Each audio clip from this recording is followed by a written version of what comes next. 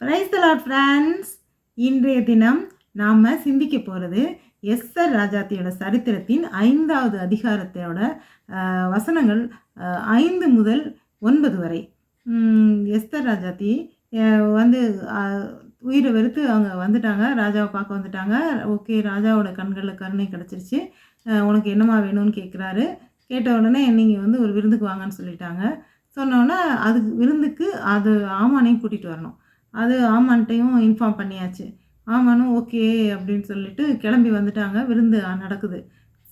ஒரு சிறந்த வகையில் விருந்து நடத்திட, ஒரு ராஜஸ்திரியோட விருந்து அப்படின்னா சும்மாவா?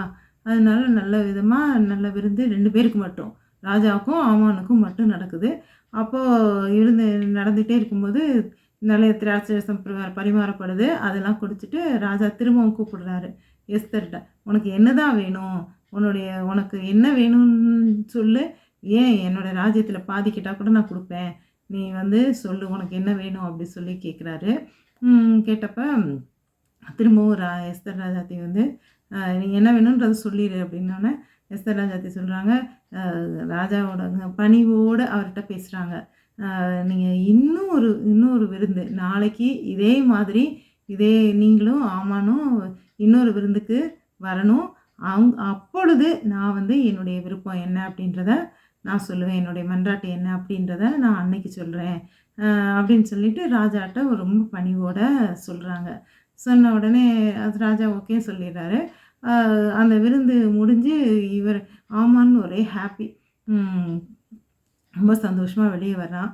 வெளியே வந்துட்டு நமக்கு நாளைக்கும் இதே மாதிரி ஒரு ராஜா மட்டும் இல்லை, அவருக்கு பெருமை. நான் வந்து ராஜா தான் தன்னை ரொம்ப ப்ரைஸ் பண்ணுறாரு, ஃப்ரெண்ட்லியாக வச்சுருக்காரு. அவர் நம்ம சொல்கிறதெல்லாம் கேட்குறாரு.